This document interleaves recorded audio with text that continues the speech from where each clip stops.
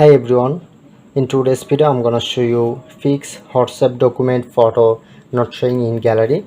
Now I'm provide a 100% solution. So before start the video, make sure to subscribe our channel and hit the bell icon for more update. So let's get start.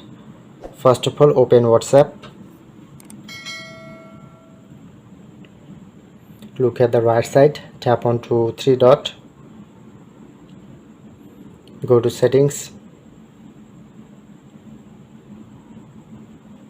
chat,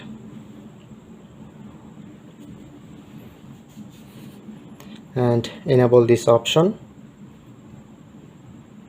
Go back, go to storage and data,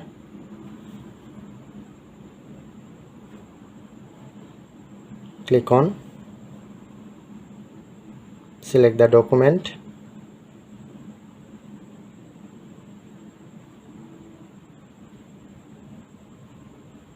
and the last, and go back.